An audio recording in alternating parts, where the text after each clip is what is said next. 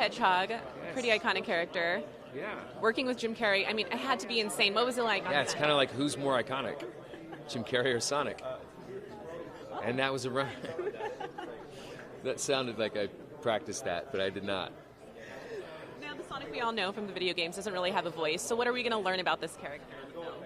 What was the first part of that? Did you say? Sonic in the video games, right? He doesn't really have a voice. We don't really get to hear him talk. So what do we learn about him in this movie? Well, you'll learn a lot. I mean, it's, we take a certain amount of creative license to sort of create who this character is, and I mean, outside of all the things that Sega hold very dearly to the character, but like Ben Schwartz is, incredible comedian and actor, brings so much like energy and enthusiasm to the character, and it's just fun to take somebody who's this great legend, iconic video game character, and bring him into the real world and see what that would look like, against real life human beings. But as the fanboy, like I get excited because I grew up playing that game.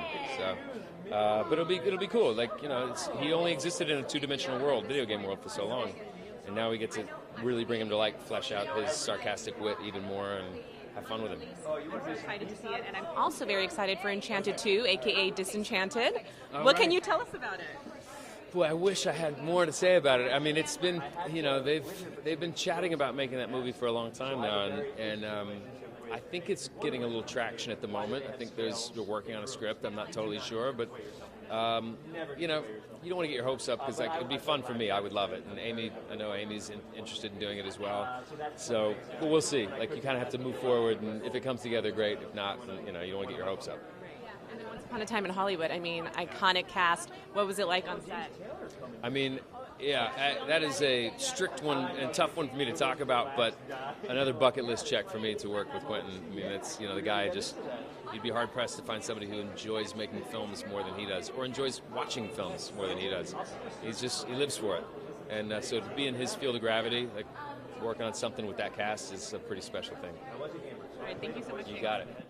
If you love that video, you're going to love everything on the Access YouTube channel. So hit the subscribe button. You can thank me later. Hit it. Now.